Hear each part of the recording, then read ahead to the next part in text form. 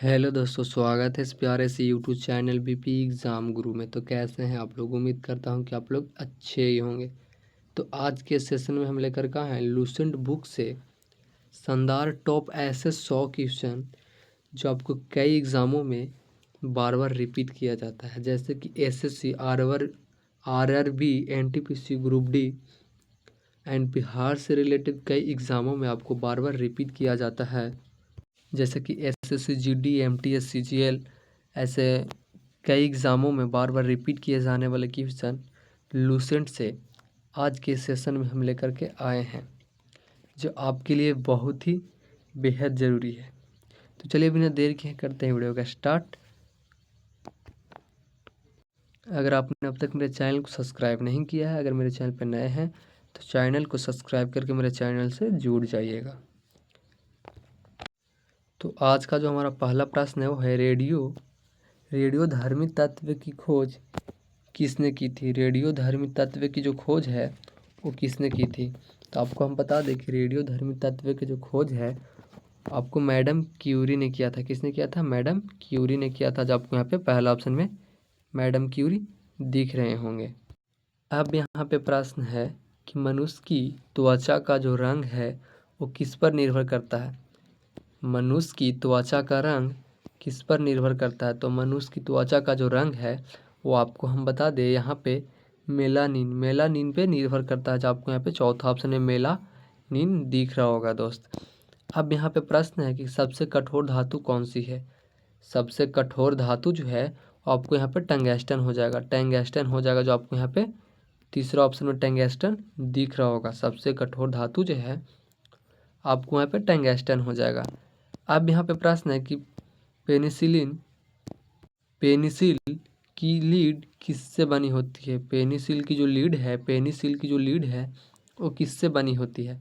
तो आपको हम यहाँ पे बता दें कि पेनिसिल का जो लीड होती है वो यहाँ पे ग्रेफाइट से बना होता है। किससे? ग्रेफाइट से बना होता है, जो आपको यहाँ पे दूसरा ऑप्शन में ग्रेफाइट दिख रहा होगा। अब यहाँ पे प्रश्न है कि रेड डाटा बुक किसके लिए होती है? रेड डाटा बुक जो है वो किसके लिए होती है? तो रेड डाटा बुक जो है यहाँ पे आपको संकटग्रस्त जीवों के लिए हो जाएगी, जो आपको यहाँ पे तीसरा ऑप्शन में संकटग्रस्त जीवों दिख रहे होंगे। अब यहाँ पे प्रश्न है किस अम्ल को विनेगर कहा जाता है? तो कौन से अम्ल को विनेगर कहा जाता है दोस्त? तो एसिटिक अम्ल को कहा जाता है, जो आपको यहाँ पे तीसरा ऑप्शन में एसिटिक अम्ल दिख रहा होगा। अब यहाँ पे प्रश्न है कि रेबीज रोग किसके कारण होता है? रेबीज रोग जो है वो किसके कारण होता है? तो रेबीज रोग जो है यहाँ पे वो वायरस के कारण होता है। किस कारण? वायरस के कारण यहाँ पे आपको रेबीज रोग हो सकता है। अब यहाँ पे रक्तचाप मापने का जो यंत्र होता है वो क्या कहलाता है? रक्तचाप मापने का जो यंत्र होता है वो क्या कहलाता है? तो आपको यहाँ पे करेक्ट आंसर बी हो जाएगा, स्पाइग्मो मैनोमीटर, जो आपको यहाँ पे दूसरा ऑप्शन में दिख रहा होगा। अब यहाँ पे प्रश्न आपका है कि बायोगैस का प्रमुख घटक क्या है? बायोगैस का प्रमुख घटक क्या है? तो बायोगैस का प्रमुख घटक आपको मीथेन हो जाएगा। क्या? मीथेन हो जाएगा, जो आपको यहाँ पे दूसरा ऑप्शन में मीथेन दिख रहा होगा। बायोगैस का जो प्रमुख घटक है वो आपको मीथेन हो जाएगा। अब यहाँ पे प्रश्न है दोस्त कि कौन सा विटामिन सूर्य के प्रकाश से होता है? कौन सा विटामिन जो है वो सूर्य के प्रकाश से बनता है? तो आपको हम बता दें कि यहाँ पे विटामिन आपको डी हो जाएगा। विटामिन डी जो है उस सूर्य के प्रकाश से हम लोग को मिलती है, जिससे हम लोग की हड्डियाँ जो है वो मजबूत बनती है। अब यहाँ पे प्रश्न है कि विश्व का सबसे बड़ा फूल कौन सा है? विश्व का सबसे बड़ा फूल जो है यहाँ पे आपको रेफ्लेसिया हो जाएगा। क्या? रेफ्लेसिया हो जाएगा, जो आपको यहाँ पे तीसरा ऑप्शन में दिख रहा होगा, रेफ्लेसिया। अब यहाँ पे अगला प्रश्न है कि डीएनए की संरचना की जो खोज है वो किसने की? डीएनए की संरचना की जो खोज है वो किसने की थी? तो डीएनए संरचना की जो खोज है यहाँ पे आपको वाटसन और क्रिक ने किया था। किसने? वाटसन और क्रिक ने किया था, जो आपको यहाँ पे दूसरा ऑप्शन है वाटसन और क्रिक दिख रहा होगा। अब यहाँ पे प्रश्न है कि सबसे भारी गैस जो है वो कौन सी है? तो सबसे भारी गैस जो आपको यहाँ पे है और रेडोनर हो जाएगा। क्या? रेडॉन हो जाएगा, जो आपको यहाँ पे चौथा ऑप्शन में रेडॉन दिख रहा होगा। रेडॉन आपको यहाँ पे चौथा ऑप्शन में दिख रहा होगा। अब यहाँ पे प्रश्न है कि इलेक्ट्रॉन की जो खोज है वो किसने की थी। इलेक्ट्रॉन की खोज किसने की थी, तो थॉमसन ने किया था। किसने किया था, थॉमसन ने किया था, जो आपको यहाँ पे दूसरे ऑप्शन में थॉमसन दिख रहा है। अब यहाँ पे प्रश्न है कि मनुष्य की सबसे बड़ी ग्रंथि कौन सी है। मनुष्य की सबसे बड़ी ग्रंथि आपको यहाँ पे एक यकृत होता है, जिसको हम लोग लीवर के नाम से भी जानते हैं। अब यहाँ पे प्रश्न है ऊष्मा का ऐसा क्या होता है। ऊष्मा का ऐसा मात्रक क्या होता है दोस्त, तो ऊष्मा का ऐसा मात्रक आपको यहाँ पे जूल भी हो जाएगा। क्या, जूल भी हो जाएगा, जो आपको यहाँ पे पहले दूसरा ऑप्शन में जूल दिख रहा होगा आपको। अब यहाँ पे प्रश्न है कि पृथ्वी की सतह पर, पृथ्वी के सतह का लगभग कितना प्रतिशत भाग जल है। पृथ्वी की सतह का लगभग कितना प्रतिशत आपको जल हो जाएगा, तो यहाँ पे आपको करेक्ट आंसर सी 71% हो जाएगा। क्या, 71% पृथ्वी की सतह पर लगभग जल की मात्रा 71% है। अब यहाँ पे गुरुत्वाकर्षण की जो खोज है वो किसने की थी, तो गुरुत्वाकर्षण की खोज जो है वो न्यूटन ने किया था। किसने किया था, न्यूटन ने गुरुत्वाकर्षण का खोज किया था। अब यहाँ पे प्रश्न है कि राइबोसोम का मुख्य कार्य क्या है। राइबोसोम का मुख्य कार्य क्या हो जाएगा दोस्त, तो राइबोसोम का मुख्य कार्य जो है आपको यहाँ पे प्रोटीन संश्लेषण हो जाएगा। क्या, प्रोटीन संश्लेषण हो जाएगा। अगर आपने अब तक मेरे चैनल को सब्सक्राइब नहीं किया है तो प्लीज़ मेरे चैनल को सब्सक्राइब कर लीजिएगा। अब यहाँ पे प्रश्न है कि डायोडीन आयोडीन की जो कमी से कौन सा रोग होता है। आयोडीन की कमी से कौन सा रोग होता है, तो आयोडीन की कमी से यहाँ पे आपको गाइटर हो जाएगा। क्या, गाइटर रोग होता है। क्या, गाइटर रोग होता है आयोडीन की कमी से। अब यहाँ पे प्रश्न है कि डीएनए और आरएनए में अंतर क्या है, तो डीएनए में और आरएनए में अंतर क्या होता है आपको यहाँ पे दोस्त, आपको यहाँ पे करेक्ट आंसर यहाँ पे बी हो जाएगा कि डीएनए में ऑक्सीजन नहीं होता है। क्या, डीएनए में ऑक्सीजन, यहाँ पे आप देख सकते हैं कि डीएनए में है जो ऑक्सीजन नहीं होता है, बट यहाँ पे जब डीएनए में ऑक्सीजन नहीं होता है तो आरएनए में यहाँ पे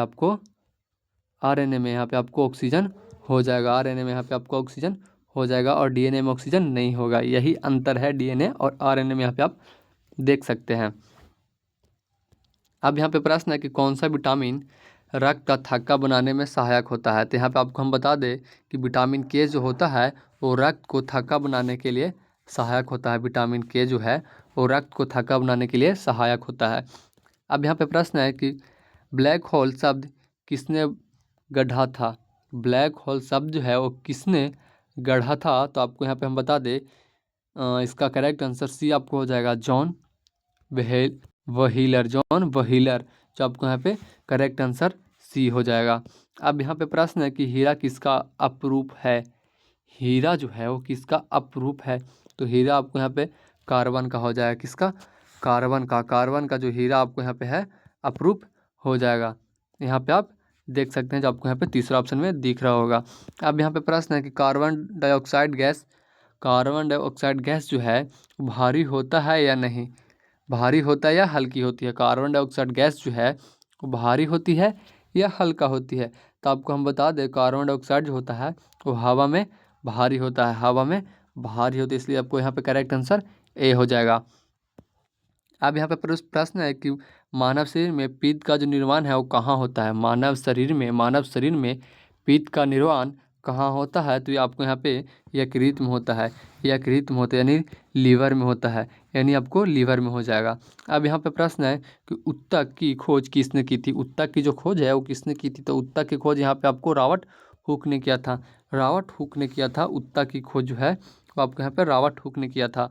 अब यहाँ पर प्रश्न है कि वनस्पति कोशिका में कौन सा अंग आधारित होता है। वनस्पति कोशिका में कौन सा अंग जो है अतिरिक्त होता है। वनस्पति कोशिका में कौन सा अंग आपको अतिरिक्त हो जाएगा फिर, तो यहाँ पे आपको करेक्ट आंसर सी हो जाएगा, कोशिका भित्ति। क्या, कोशिका भित्ति हो जाएगा, जो आपको यहाँ पे तीसरा ऑप्शन करेक्ट हो जाएगा यहाँ पे आपको।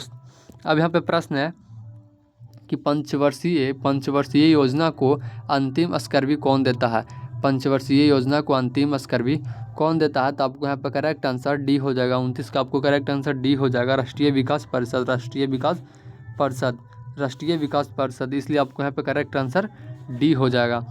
अब यहाँ पे प्रश्न है कि भारत में प्रथम पंचवर्षीय योजना कब शुरू हुई थी। भारत में प्रथम पंचवर्षीय योजना कब शुरू हुई थी? तो आपको यहाँ पर करेक्ट आंसर बी हो जाएगा 1991। क्या 1991?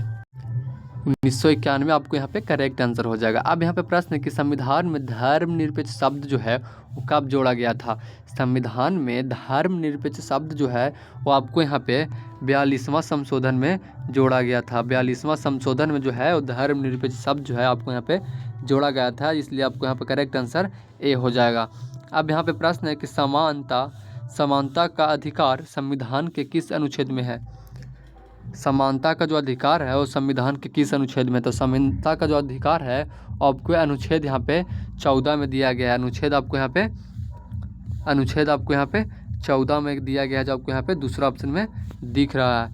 अब यहाँ पे प्रश्न है कि संघीय प्रणाली भारतीय संविधान ने कहाँ से ली? संघीय प्रणाली जो है भारतीय संविधान ने कहाँ से ली है? तो संघीय प्रणाली भारतीय संविधान ने ये आपको यहाँ कनाडा से लिया था। कहाँ से लिया था? कनाडा से लिया था, जो आपको यहाँ पे तीसरा ऑप्शन करेक्ट हो जाएगा। अब यहाँ पे प्रश्न है कि अनुच्छेद 370 किस राज्य से संबंधित था? अनुच्छेद 370 जो है वो किस राज्य से संबंधित था?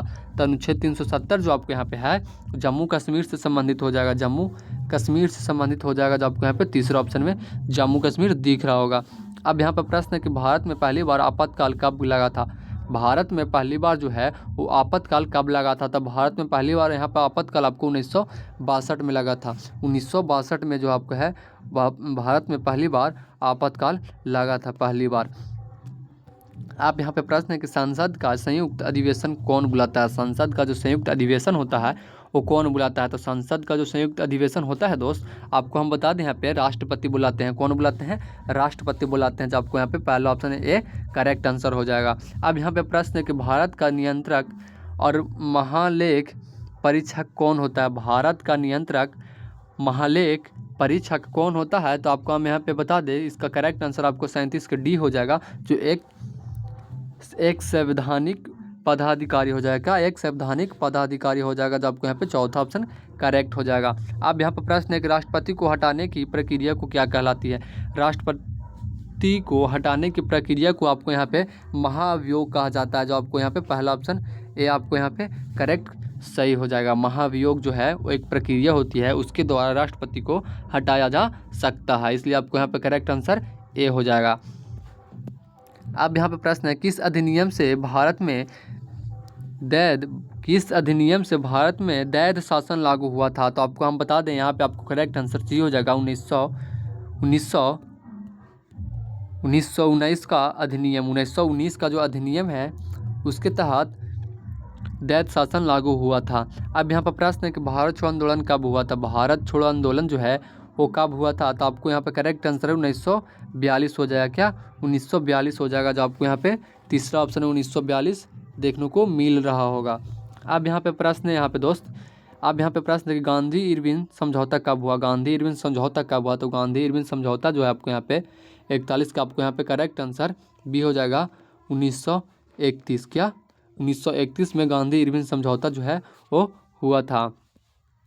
अब यहाँ पे प्रश्न है कि जालियांवाला बाग हत्याकांड किसके समय में हुआ? किसके समय में हुआ? तो जालियांवाला बाग हत्याकांड जो है यहाँ पे आपको दोस्त वो आपको यहाँ पे correct answer 42 correct answer D हो जाएगा। लॉर्ड चेम्सफोर्ड के समय में हुआ था जालियांवाला बाग हत्याकांड। अब यहाँ पे प्रश्न है कि रॉल एक्ट कब पारित हुआ? रॉल एक्ट जो है वो कब पारित हुआ था? रॉल एक्ट जो है यहाँ पे दोस्त आपको यहाँ पे करेक्ट आंसर 1919 हो जाएगा। क्या 1919 हो जाएगा। रॉलेट एक्ट, हाँ रॉलेट एक्ट जो है 1919 में आपको यहाँ पे हुआ था, जो दूसरा ऑप्शन 1919 आपको यहाँ पे दिख रहा होगा दोस्त। अब प्रश्न है कि नालंदा विश्वविद्यालय किसने बनवाया? नालंदा विश्वविद्यालय जो बना था वो किसने बनवाया था? तो आपको यहाँ पे हम बता दें कि नालंदा विश्वविद्यालय जो है आपको यहाँ पे कुमार गुप्त ने बनवाए थे। कौन? कुमार गुप्त ने नालंदा विश्वविद्यालय बनाए थे। अब यहाँ पे प्रश्न है कि भारत में पहली जनगणना कब हुई? भारत में पहली जनगणना कब हुई? तो आपको हम बता दें कि भारत में जो पहली जनगणना हुई थी वो आपको यहाँ पे 1881 में हुआ था। 1881 में है जो भारत में पहली बार जनगणना हुई थी। अब यहाँ पे अब भी लास्ट में कब जनगणना हुआ था? तो आपको हम बता दें कि 2011 में 2000 यहाँ पे आपको 2011 में जनगणना हुई है, उसके बाद अब जनगणना अभी नहीं हुई। होना तो 21 में 22 में ही था, बट यहाँ पे हो नहीं पाया। बट अब देखते हैं कि 2025 में होता है या नहीं होता है। लेकिन अभी जो 2011 के अनुसार से हम सब कुछ अभी जनसंख्या वृद्धि दर सब देख पा रहे हैं। अब यहाँ पे प्रश्न है कि त्रिपिटक किस धर्म का ग्रंथ? त्रिपिटक जो है वो किस धर्म का ग्रंथ है? तो हिंदू धर्म का हो जाएगा दोस्तों। आपको यहाँ पे हिंदू धर्म का जो त्रिपिटक किस ग्रंथ का हो जाएगा? तो हिंदू धर्म का हो जाएगा। अब यहाँ पे प्रश्न है दोस्त आपको, सिंधु घाटी की मृदा किस धातु की थी? सिंधु घाटी की जो मृदा थी वो किस धातु की थी? तो सिंधु घाटी की मृदा जो है आपको यहाँ पे तांबा का हो जाएगा। क्या हो जाएगा दोस्त? 47 का आपको यहाँ पे करेक्ट आंसर यहाँ पे आपको बी हो जाएगा, तांबा। अब यहाँ पे प्रश्न है कि बुद्ध ने पहला उपदेश कहाँ दिया था? तो बुद्ध ने जो है अपना पहला उपदेश दिया यहाँ आपको सारनाथ में दिया था। कहाँ दिया था? आपको यहाँ पे सारनाथ में दिया था, जो आपको यहाँ पे बी करेक्ट आंसर हो जाएगा। अब यहाँ पर प्रश्न है कि पानीपत की जो पहली लड़ाई कब हुई? पानीपत की जो पहली लड़ाई हुई यहाँ पे आपको वो कब हुई? तो 1500 आपको यहाँ पे 1526 में जो है 1526 में पानीपत का पहला युद्ध हुआ था। यहाँ पे आप देख सकते हैं जो आपको पहला ऑप्शन है 1526 दिख रहा होगा। अब प्रश्न है कि अकबर ने दी एन इलाही कब शुरू किया था? अकबर ने दी एन इलाही जो है वो कब शुरू किया था? तो आपको हम बता दें, यहाँ पे करेक्ट आंसर आपको 1582 हो जाएगा। 1582 जो है वो अकबर ने दी एन इलाही शुरू किया था 1582 में, इसलिए आपको यहाँ पे करेक्ट आंसर आपको यहाँ पे सी हो जाएगा। यहाँ पे आप देख सकते हैं 1582 में। अब यहाँ पे प्रश्न आपका है शिवाजी का राज्याभिषेक कब हुआ? शिवाजी का राज्याभिषेक जो है वो 1600 आपको यहाँ पे 74 में हुआ था। 1674 में शिवाजी के राज्याभिषेक हुआ था, जो आप यहाँ पे पहला ऑप्शन में देख सकते हैं। अब यहाँ पर प्रश्न है कि भारत में RTI कानून कब लागू हुआ? भारत में RTI कानून जो है वो कब लागू हुआ? तो आपको हम बता दें कि भारत में जो RTI कानून लागू हुआ था आपको यहाँ पे 2005 में हुआ था। कब हुआ था? 2005 में जो है भारत में RTI कानून लागू हुआ था, इसलिए यहाँ पे करेक्ट आंसर आपको सी हो जाएगा दोस्तों, आप देख सकते हैं। अब यहाँ पे प्रश्न है कि GST भारत में कब से लागू हुआ? GST जो है वो भारत में कब से लागू हुआ? तो आपको हम यहाँ पे बता दें कि GST जो है भारत में 1 जुलाई 2017 को हुआ था। 2017 को आपको यहाँ पे 2017 में GST लागू हुआ था, जो आपको यहाँ पे दूसरा ऑप्शन में दिख रहा होगा। अब यहाँ पे प्रश्न है दोस्त कि भारत का जो पहला परमाणु है विस्फोटक, भारत का पहला परमाणु विस्फोट कब हुआ? भारत का पहला परमाणु विस्फोट जो है वो कब हुआ? तो आपको यहाँ पे बता दें कि 1974 में जो है आपको यहाँ पे 1974 में जो है भारत का पहला परमाणु विस्फोट हुआ था। आप यहाँ पे तीसरा ऑप्शन में 1974 देख सकते हैं। अब यहाँ पे प्रश्न आपको है कि भारत का सबसे बड़ा बांध कौन सा है? तो भारत का आपको जो सबसे बड़ा बांध हो जाएगा वो टिहरी बांध हो जाएगा दोस्तों। आपको यहाँ पे टिहरी बांध जो है भारत का सबसे बड़ा बांध हो जाएगा। करेक्ट आंसर आपको सी हो जाएगा। अब यहाँ पे प्रश्न आपको विश्व विरासत स्थल किसके द्वारा घोषित होते हैं? विश्व विरासत स्थल जो है यहाँ पे आपको जो किसके द्वारा घोषित होते हैं? तो आपको हम बता दें यहाँ पे यूनेस्को के द्वारा जो है वो घोषित होता है। यूनेस्को के द्वारा जो है वो आपको यहाँ पे घोषित होता है। आप यहाँ पे देख सकते हैं, आपको यहाँ पे पहला ऑप्शन में दिख रहा होगा। अब यहाँ पे प्रश्न है कि काला पानी किससे कहा जाता है? काला पानी जो है यहाँ पे आपको अंडमान की झील को कहा जाता है। अंडमान की झील को काला पानी के नाम से जाना जाता है। अब यहाँ पर प्रश्न है कि भारत का पहला अंतरिक्ष यान कौन सा था? तो आपको हम यहाँ पे बता दें कि करेक्ट आंसर आपको यहाँ पे सी आर्यभट्ट हो जाएंगे। यहाँ पे आपको करेक्ट सी हो जाएगा आंसर। अब यहाँ पे प्रश्न है कि ग्रीन हाउस गैस में प्रमुख कौन सी है? ग्रीन हाउस गैस में प्रमुख कौन सी है? तो आपको यहाँ पे करेक्ट आंसर आपको कार्बन डाइऑक्साइड हो जाएगा, डी। क्या? डी आपको यहाँ पे करेक्ट आंसर हो जाएगा, कार्बन डाइऑक्साइड। अब यहाँ पे कि वन महोत्सव कब मनाया जाता है? वन महोत्सव जो है यहाँ पे आपको वन महोत्सव जो है वो यहाँ पे आपको जुलाई में मनाया जाता है। कहाँ पे मनाया जाता है? जुलाई में जो है आपको वन महोत्सव मनाया जाता है, जब को करेक्ट आंसर सी हो जाएगा। तो कैसा लगा वीडियो कमेंट में ज़रूर बताइएगा। अगर वीडियो अच्छा लगा होगा तो एक लाइक एंड एक कमेंट एंड शेयर करना अपने दोस्तों के पास ना भूलें, और मेरे चैनल को सब्सक्राइब करके चैनल से जुड़ जाइएगा कि जैसे ही ऐसा ऐसा वीडियो मेरे यूट्यूब चैनल पे अपलोड होता रहता है, तो जैसे ही हो तो सबसे पहले आप तक पहुंच सके। तो ठीक है, फिर मिलता है अगले वीडियो में, तब तक के लिए जय हिंद, जय भारत। सब्सक्राइब करना ना भूलें।